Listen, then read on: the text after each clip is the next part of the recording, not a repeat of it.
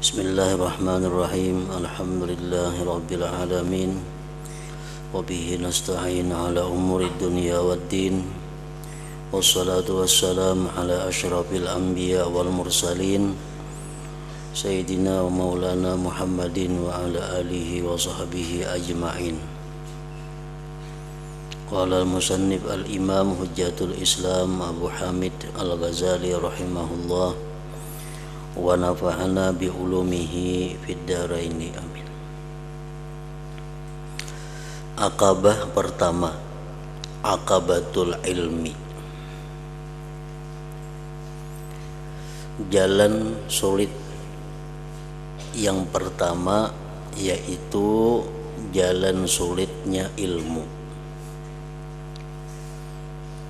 Seseorang yang hendak mengabdi kepada Allah, yang hendak beribadah kepada Allah, yang pertama jalan yang mesti dilaluinya adalah menjalani aqabah ilmu.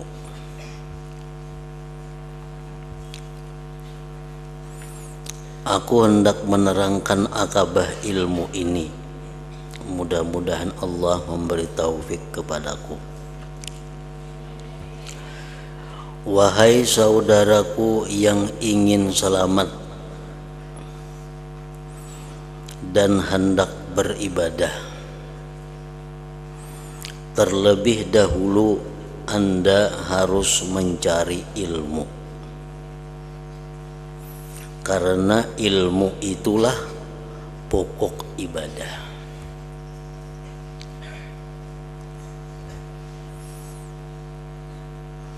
Demikian yang dialami dan diperintahkan pula oleh Rasulullah sallallahu alaihi wasallam sebagaimana beliau menerima wahyu yang pertama, yaitu adalah Iqra. Nah, beliau menerima wahyu yang pertama Iqra itu artinya baca olehmu. Baca olehmu itu menunjukkan kepada ilmu. Jadi Rasulullah kada diperintahkan sembahyang pertama-tama, kada diperintahkan puasa, kada diperintahkan zakat, kada diperintahkan haji, kada diperintahkan ibadah-ibadah yang lain selain daripada ilmu. Nah, berapa tahun Iqra itu sampai ada ibadah salat puluhan tahun.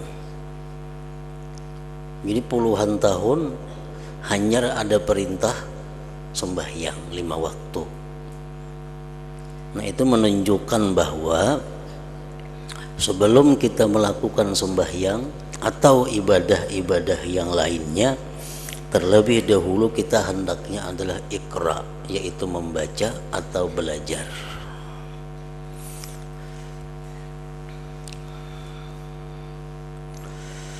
Terlebih dahulu Anda harus mencari ilmu, karena ilmu itulah pokok ibadah, dasarnya ibadah.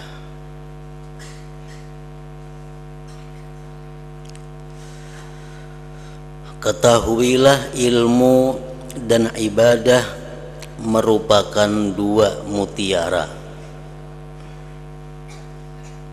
yang menyebabkan adanya apa yang Anda lihat dan Anda dengar.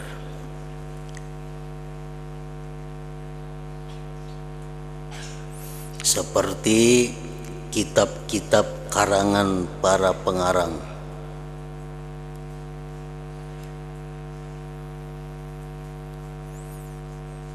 pengajaran para pengajar, fatwa para pemberi fatwa, dan renungan para pemikir. Itu semuanya adalah ilmu dan ibadah. Karena ilmu dan ibadahlah adanya kitab yang kita baca ini. karena urusan ilmu dan ibadah adanya fatwa-fatwa ulama. Bahkan lantaran ilmu dan ibadah kitab suci diturunkan dan para utusan, para rasul diutus. Semuaan karena ilmu dan ibadah.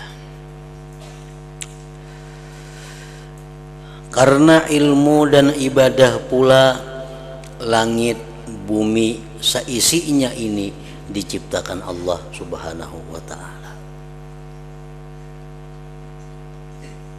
Seluruh ada yang di langit, di bumi, dan antara keduanya itu diciptakan Allah untuk urusan ilmu dan ibadah.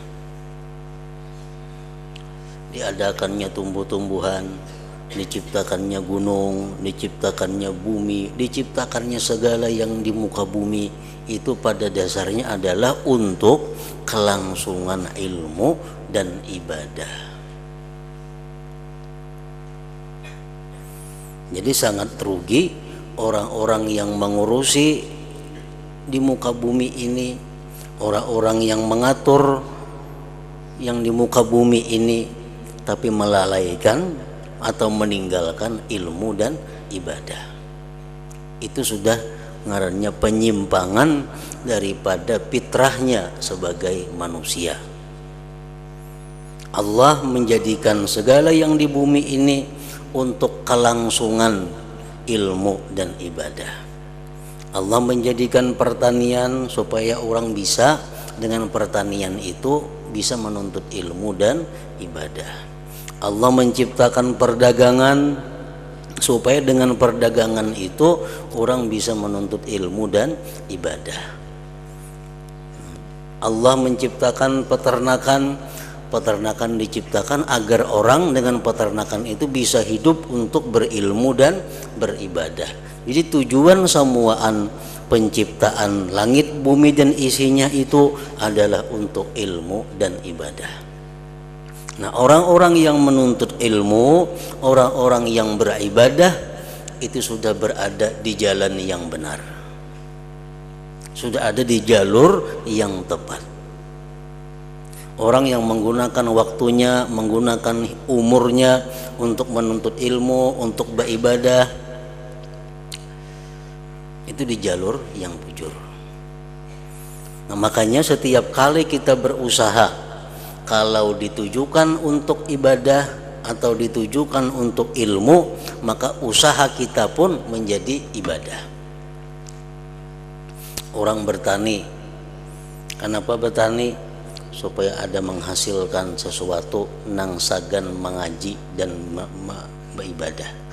Nah, maka pertaniannya itu pun jadi berpahala. Orang berdagang, apa yang berdagang? Supaya aku mendapatkan hasil, nang bila aku berhasil kena kawa aku menuntut ilmu, kawa aku beribadah. Nah, perdagangannya itu pun bernilai ibadah. Sampai-sampai napa ikam guring, nah aku guring supaya aku kena nyaman menuntut ilmu, nyaman beribadah. Nah, guring itu pun jadi berpahala. Nah, jadi seluruh apa yang di muka bumi ini intinya adalah dicipta Allah untuk beribadah. Jangan terpaling.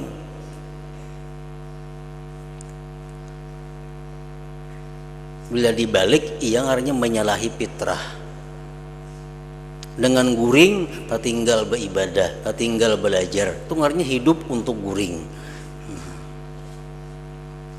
Akibat guring, beribadah kada, belajar kada, ini guringan.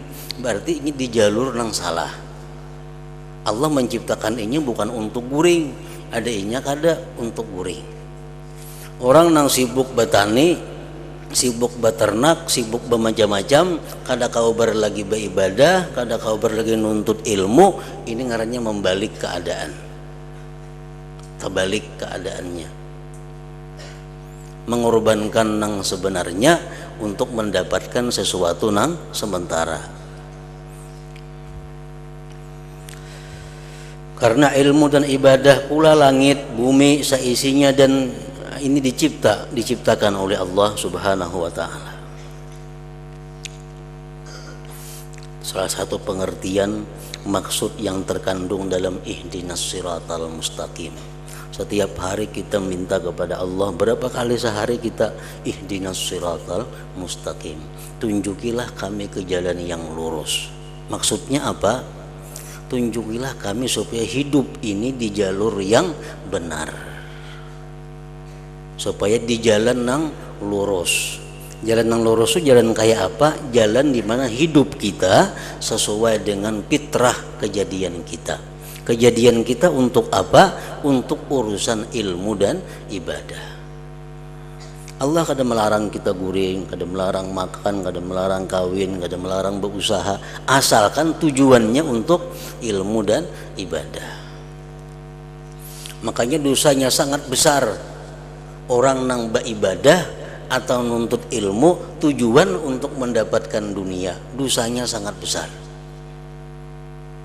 Orang menuntut ilmu, beribadah tujuannya untuk mendapatkan dunia, diancam ancaman yang keras. Kenapa? Memutarbalikkan keadaan sebenarnya, memalingkan apa yang dikehendaki oleh Allah. Orang menuntut ilmu karena mencari kedudukan, mencari harta, ancamannya neraka.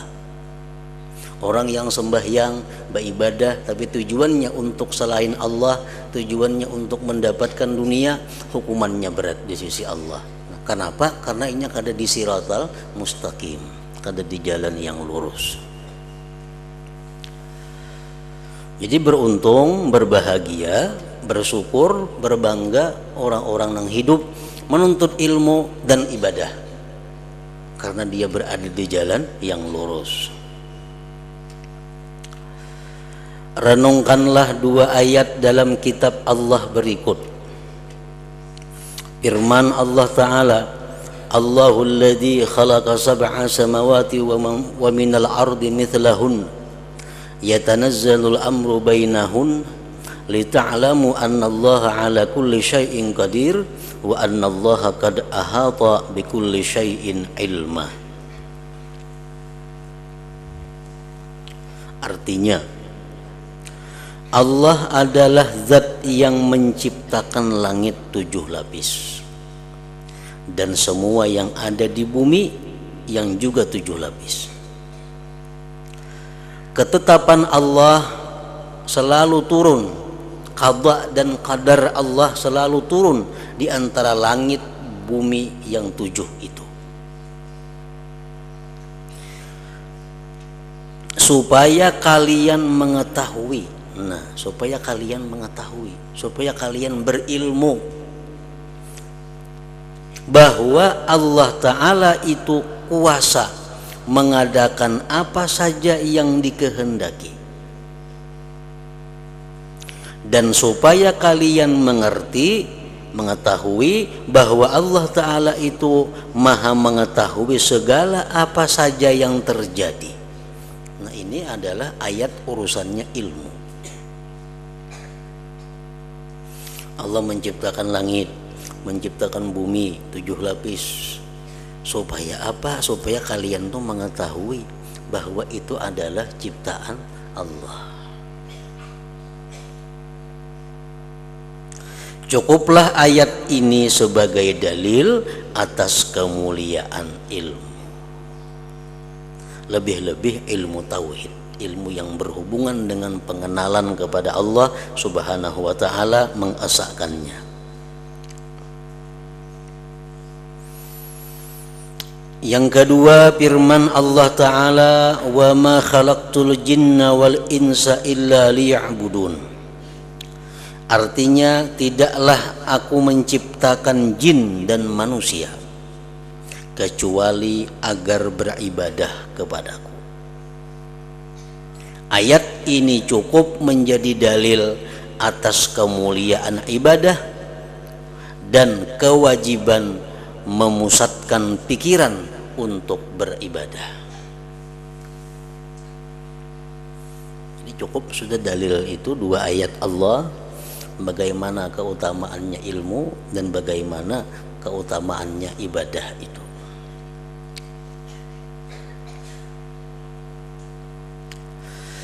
Betapa hebat dua perkara itu, ilmu dan ibadah. Keduanya, ilmu dan ibadah, adalah tujuan penciptaan dunia dan akhirat. Allah menciptakan dunia dan akhirat karena ilmu dan ibadah. Karena itu hamba seperti kita ini sayogianya semestinya hanya disibukkan dengan ilmu dan ibadah. Hanya memayahkan diri sendiri demi ilmu dan ibadah, serta hanya memikirkan ilmu dan ibadah. Itu intinya. Allah kada melarang tadi kita bekerja, kita apapun nang halal, Allah kada melarang, asalkan tujuannya itu untuk ibadah. Orang berusaha sama usahanya berdagang kain umpamanya. Si A berdagang kain, si B berdagang kain. Si A turun jam 8 bulik pukul 4. Si B jam 8 berangkat bulik pukul 4. Tapi si A matinya ke surga, si B ke neraka. Kenapa sebabnya? Karena walaupun usahanya sama tapi tujuannya lain. Si A ini berdagang tujuannya untuk ibadah. Sedangkan si B ini berdagang tujuannya untuk mengumpulkan harta kekayaan dunia. Jadi berdagangnya itu ada jadi masalah. Nang jadi masalah tujuannya untuk apa? Itu nang jadi soal. Selama kita berusaha dunia dengan tujuan untuk berilmu dan beribadah, jadi beruntung. Jadi berhujung kada berhujung, payu kada payu, sudah untung. Kita turun hari ini ke toko, turun hari ini ke sawah, turun hari ini menurih, tujuan ulihan hari ini, keuntungan hari ini sebagian untuk menafkahi keluarga anak bini, sebahagian kunafkahkan untuk silaturahmi, memberi keluarga atau orang tua nang kada mampu, sebahagian keuntungan nang kudapatkan hari ini untuk membantu anak yatim, sebagian keuntungan usahaku hari ini akan kugunakan untuk membangun sarana-sarana Islam, masjid, pesantren, madrasah. Turun ini ke toko. Nah ini sudah orang ini berusaha, niatnya sudah ibadah. Di toko payu kada payu, bulik sudah membawa pahala. Bulik sudah membawa pahala. Kayaknya kamarian berapa hasil dagangan, berapa payunya, sesuaikan lawan niat. Nah ini modalnya, ini untungnya untuk ini sekian tadi, ini untuk ini berdagang demikian tiap hari. Kalau berdagang macam itu, berdagang ngarannya fisabilillah. Mati fisabilillah, asal niatnya macam itu. Niatnya macam itu. Aku berdagang hari ini, keuntungan nang ku dapat hari ini sekian persen untuk memberi makan anak buah, sekian persen untuk memberi makan diriku sendiri, keperluanku, sekian persen untuk keluarga nang kada mampu, sekian persen untuk agama Islam, sekian. Nah itu sudah setiap langkah yang ia ayunkan ke toko, langkah ibadah. Mati tengah jalan, mati fisabilillah. Payu kada payu, pahalanya kada kurang. Nah ini orang sudah beruntung. Kalau nya kada berniat, mati rahatan mencari dunia. Apalagi niatnya sudah kada baik, kada berniat saja sudah kada baik, apalagi niatnya kada baik. Nah jadi itu gunanya ilmu. Bila berilmu tahu macam itu.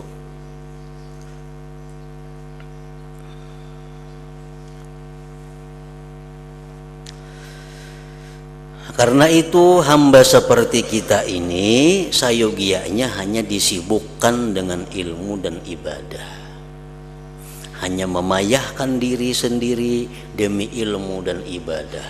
Berapa keringat yang kita keluarkan dalam berusaha, kalau niatnya nang tadi titisan keringat itu ada titisan keringat ibadah. Hanya memayahkan diri sendiri demi ilmu dan ibadah, serta hanya memikirkan ilmu dan ibadah.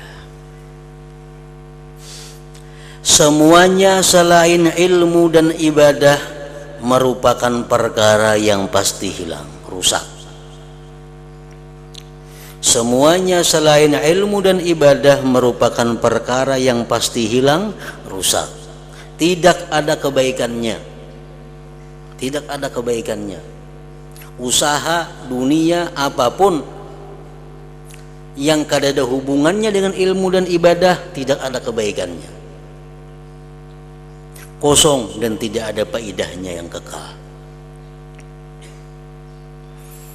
Ini ia hadis Nabi yang mengatakan ad-dunya mal'unatun mal'unum ma fiha illa dzikrullah wa ma walah aw muta'allimun wa muta'allimun. Nah, ujar Nabi, dunia ini dilaknat Allah, dijauhkan daripada rahmatnya Allah. Mal'unun ma fiha, dan nang isi dunia ini pun dilaknat Tuhan juga. Dunia dilaknat Tuhan, artinya dijauhkan daripada kasih sayang cinta Allah, dan isi dunia ini pun dijauhkan juga daripada rahmat cinta kasih sayang Allah. Kecuali illa zikrullah, kecuali zikrullah, ibadah tuh. Nah, kecuali ibadah. Wa mawalahu, dan yang mengiringi ibadah, usaha yang diniatkan untuk ibadah itu, kecuali itu. Inya kada berzikir tapi nya berusaha untuk ibadah, termasuk nang di luar dilaknat Allah, termasuk yang selain dilaknat Allah. Au muallimun, atau seorang yang mengajarkan agama, au muta'allim wa muta'allimun, dan orang yang belajar ilmu agama. Nah, 4 tuh aja nang kada dilaknat Tuhan di dalam dunia. Lain pada 4 ini kada selamat. Beribadah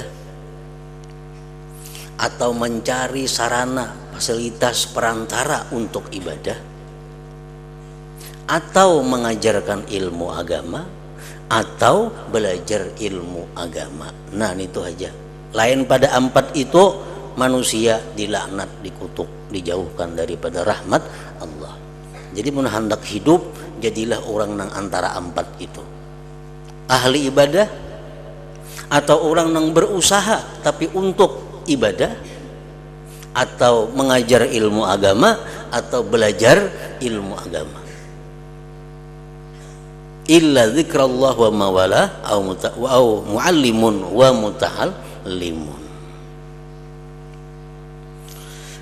Ini tadi ujar pengarang, semuanya selain ilmu dan ibadah merupakan perkara yang pasti hilang, rusak, tidak ada kebaikannya, kosong dan tidak ada faedahnya.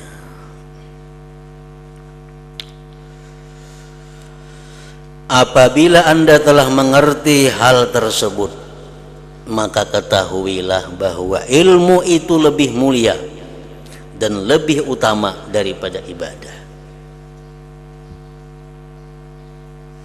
Karena ilmu itu pokoknya, ilmu dasarnya, ilmu itu orang tuanya, ibadah anaknya.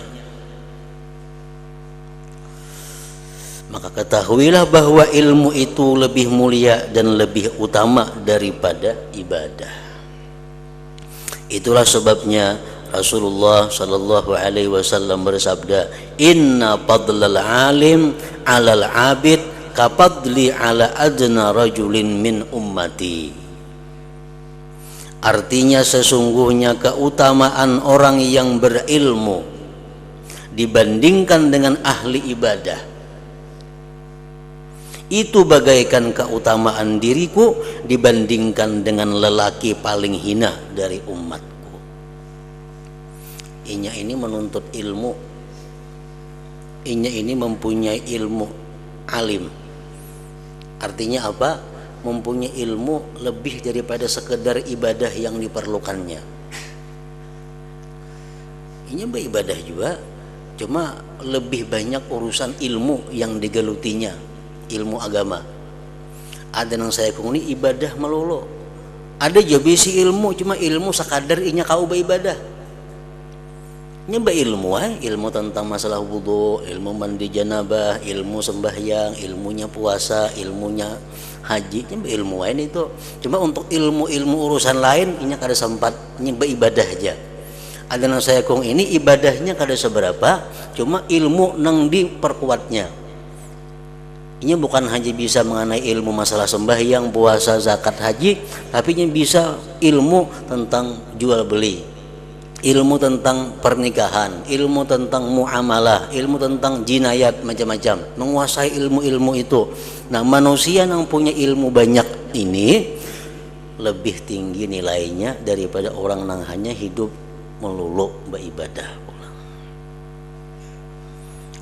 Sesungguhnya keutamaan orang berilmu dibandingkan dengan ahli ibadah itu bagaikan keutamaan diriku, ujar Nabi, dibandingkan dengan lelaki paling hina daripada umatku. Beliau juga bersabda, nadharatun ilal alim ahabbu ilayya min ibadati sanatin siyamiha wa qiyamiha. Keutamaan ilmu artinya memandang wajah orang alim karena inya ada punya ilmu. Memandang wajah orang alim, orang yang berilmu sekali pandang. Dalam syarahnya disebutkan pandang senang, pandangan ketujuh, lain pandangan muar. Memandang wajah orang alim dengan pandangan ketujuh sekali adalah lebih aku sukai, ujar Nabi, daripada beribadah setahun, puasa dan salat malam selama setahun. Kenapa? Karena kemuliaan ilmu itu. Kemuliaan ilmu, benar orangnya sama. Orangnya A lawan BC sama aja manusianya. Cuma karena ini punya ilmu, ada kemuliaannya.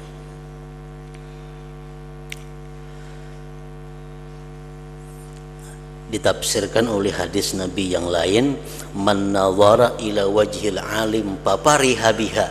Nah, itu tafsirnya.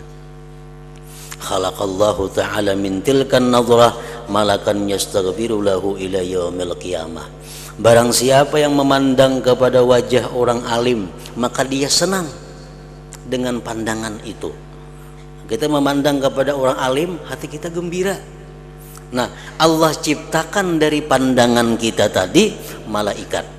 Nang diberi tugas oleh Allah malaikat itu khusus memintakan ampun kita kepada Allah sampai hari kiamat. Memandang orang alim hati senang. Nah, itu artinya. Papariha biha. Bakait papariha biha. Kalau memandang biasa saja, kada apa-apanya, kada termasuk.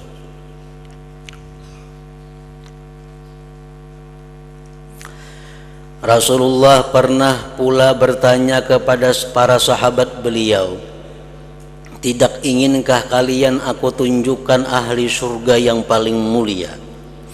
Para sahabat menjawab, tentu saja kami ingin ya Rasulullah. Rasulullah bersabda, hum ulama'u ummati, mereka adalah ulama yang mengamalkan ilmu mereka dari umat.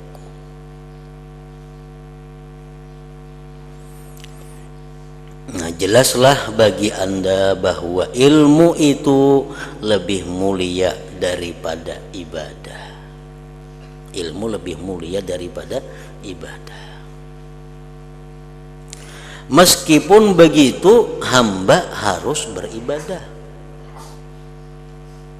Hamba harus beribadah selain berilmu.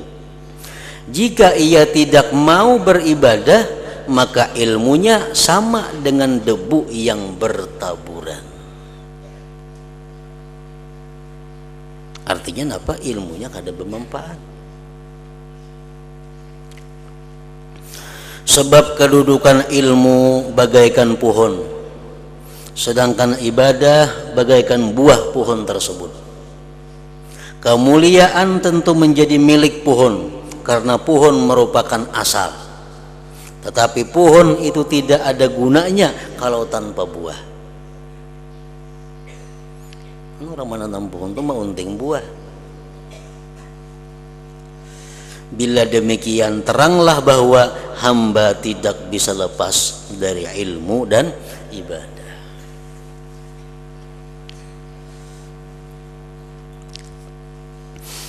Imam Al-Hasanul Basri berkata, tuntutlah ilmu ini tanpa merugikan ibadah, dan lakukanlah ibadah tanpa merugikan ilmu.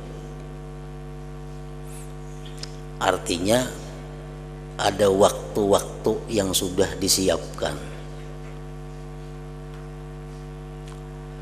Menuntut ilmu sambahyang maka lambat, bahkan tak keluar waktu. Nah ini ngarannya menuntut ilmu tapi merugikan ibadah. Beribadah malulo sehingga kada kaubar lagi menuntut ilmu, ini ibadah yang merugikan ilmu. Ibadah jalan, ilmu jalan. Ada waktu yang kita sediakan untuk urusan ilmu, ada waktu yang kita sediakan untuk urusan ibadah. Jangan mengganggu kedua-duanya. Orang beribadah sama lamanan, timbul kan bisukan karena kau belajar. Ini beribadah mengganggu ilmu. Orang mutalaah subuh puring mau kena pukul 8, ilmu subuh tertinggal.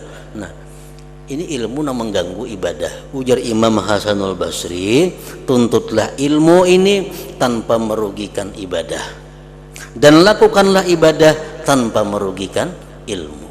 Karena kedua-duanya penting, kedua-duanya diperlukan, ilmu dan ibadah itu. Manakala sudah ditetapkan bahwa hamba tidak boleh meninggalkan ilmu dan ibadah, maka harus diketahui pula bahwa ilmu lebih utama untuk didahulukan. Jelas sudah ilmu berdahulu. Orang hendak naik haji, belajar manasik haji dahulu, ilmu berdahulu.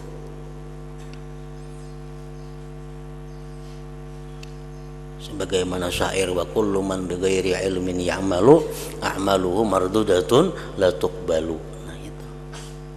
Tiap-tiap orang nang kada berilmu, beramal, amalnya ditolak, kada diterima. Berarti ilmu berdahulu maka. Wa kullu man bighairi ilmin ya'malu a'maluhu mardudatun la tuqbalu.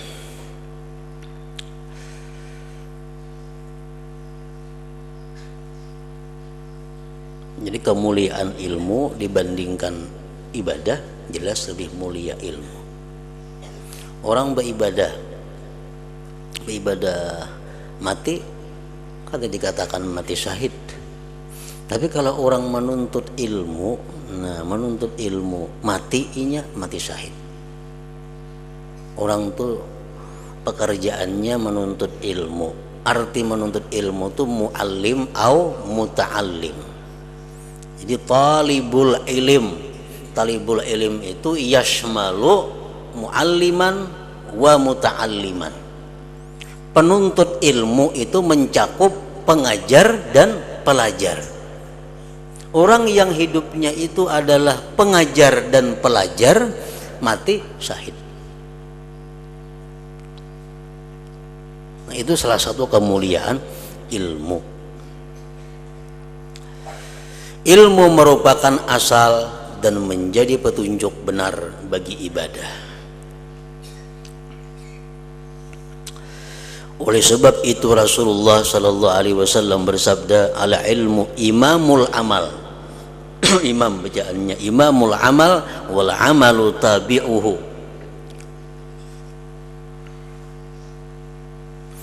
Artinya ilmu itu berada di depan amal. Ilmu itu berada di depan amal.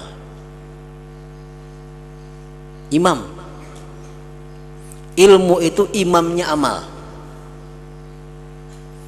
Bila ilmunya rusak, otomatis amalnya rusak. Orang menuntut ilmu nang salah, gawiannya salah tuh kena. Orang menuntut ilmu, hendak mencari kiblat kemana, ada kumpas. Inya kali bisa mengumpas, pasang barang aja, pas kiblat arahnya ke sana. Nah, ini ilmunya sudah salah. Sembahyang inya lo salah ya juga. Karena ilmu tuh imamnya. Bila imam batal, nah nang lain bila kada mubarakah.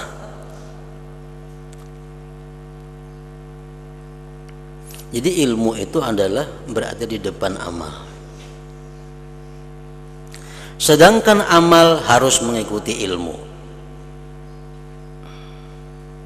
Ilmu menjadi asal yang diikuti dan wajib didahulukan atas ibadah hanyalah lantaran dua hal. Kenapa ilmu dijadikan asal, didahulukan daripada ibadah? Karena dua alasan. Satu, supaya Anda bisa menghasilkan ibadah yang selamat dan benar.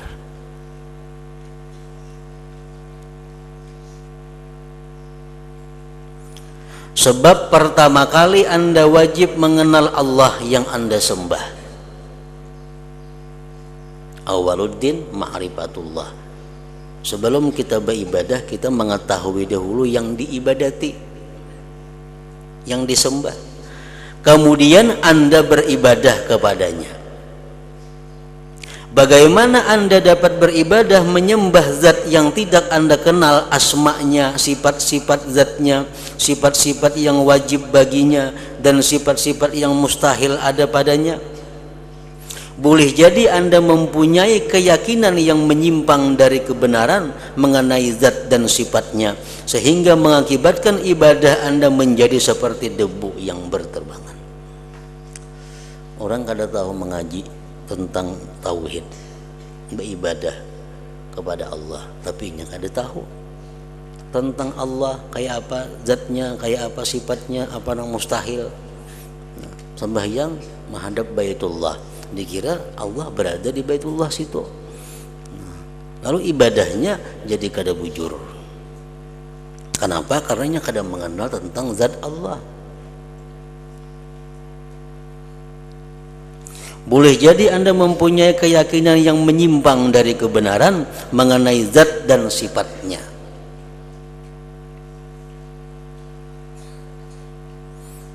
Sehingga mengakibatkan ibadah Anda menjadi seperti debu yang berterbaran. Kami telah menerangkan tentang kekhawatiran yang terkandung dalam masalah keyakinan yang tidak benar terhadap Allah ini. Dikira Allah tuh macam apakah potongannya, dikira Allah tuh kayak apakah bentuknya, menghayal-hayal, karena ini kadang mengaji tentang ilmu zat Allah, tentang ilmu tauhid. Nah, kami telah menerangkan tentang kekhawatiran yang terkandung dalam masalah keyakinan yang tidak benar terhadap Allah ini ketika menerangkan arti su'ul khatimah, buruknya kesudahan, bagian dari kitab yang menerangkan takut kepada Allah di antara bab-bab atau kitab-kitab dalam Ihya Ulumuddin.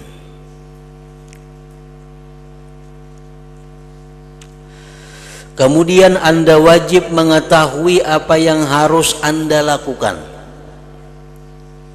yaitu kewajiban-kewajiban agama. Ilmu pertama yang kita tuntut, yang kita dalami, ilmu pengetahuan tentang tauhid, supaya kita benar-benar menyembah zat yang memang berhak disembah. Nah, sudah kita pelajari tentang tauhid, tentang bagaimana yang disembah itu, hanya kita mengetahui ilmu bagaimana cara menyembahnya. Karena ada orang yang tahu bahwa itu adalah Allah, tapi nya kada tahu cara menyembahnya, akhirnya diusir oleh Allah. Kewajiban agama menurut cara yang telah diperintahkan Allah untuk Anda lakukan. Anda juga wajib mengetahui larangan-larangan Allah yang mesti Anda tinggalkan. Kalau Anda tidak mengetahui lalu bagaimana cara Anda berbuat taat terhadap apa yang tidak Anda ketahui itu? Bagaimana cara Anda mengerjakannya? Bagaimana cara Anda melakukan sebagaimana mestinya? Atau bagaimana cara Anda menjauhi maksiat padahal Anda tidak mengetahui bahwa itu maksiat? Jadi takrif definisi maksiat itu pun wajib dipelajari. Apa yang dimaksud dengan riba? Apa takrifnya riba? Supaya kita bisa menghindar daripada riba itu. Apa yang dimaksud dengan zina? Sehingga kita bisa menghindar daripada zina itu. Nah, mempelajari ilmu itu pun termasuk keparduan, kewajiban setiap orang yang Islam.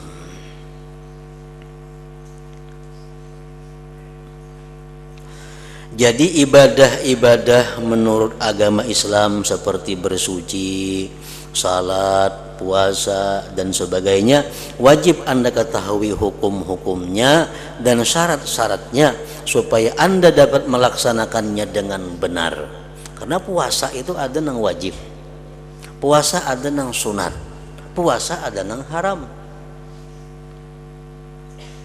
Sembahyang kayak itu juga, sembahyang ada yang wajib, sembahyang ada yang sunat, sembahyang ada yang makruh, sembahyang ada yang haram. Amun kita tahunya sembahyang aja semacam bisa tagawi sembahyang nang haram, bisa tagawi puasa nang haram. Nah, puasa di hari raya haram loh. Nah, haram. Nya kada tahu, yang penting puasa hari raya puasa juga, nah dikiranya baik. Karena kada tahu padahal itu adalah haram. Nah, itu kada tahu tentang cara penyembahan pengabdian kepada Allah. Karena boleh jadi Anda telah bertahun-tahun dan sudah lama melakukan perbuatan yang dapat membatalkan bersuci atau salat Anda, serta tidak sesuai dengan sunnah Rasulullah, sedangkan Anda tidak merasa. Karena kada tahu, barangkali sembahyang kita selama ini ada melakukan hal-hal yang kada mensahkan sembahyang. Misalnya Anda melakukan sujud dengan menelentangkan telapak kaki. Nah, sujud telapak kaki ditelentangkan, direbahakan. Maksudnya kan telapak kaki tegak sujud itu kan. Ini kan tahu asal sujud saja. Lalu telapak batisnya berubah. Nah, berpuluh-puluh tahun macam itu kada tahu. Berarti berpuluh-puluh tahun sembahyangnya kada bujur, kada diterima Allah, kada sah. Bahkan wajib diqadha. Wajib diqadha. Dulu belajar sembahyang seadanya aja, belajar di sawal isdi aja sembahyang saat dengan di isdi ada pelajaran agama cuma seadanya, asal sembahyang. Sudah umur 50 40 hanya belajar sembahyang sebujurannya, sekalinya sembahyangnya keliru selama itu. Nah, ini mangkaba itu. Kenapa mangkaba? Karena ini taksirnya apa? Kada belajar. Saling banyak kan guru-guru yang bisa melajarin itu, hidup di tengah kota, pulang di tengah manusia, kada ada sulitnya untuk belajar itu. Atau berwudu yang airnya tidak mengenai seluruh wajah. Nya kada tahu batas muha nang mana nang wajib dibasuh tuh kada tahu, yang penting berwudu juga asal basah muha.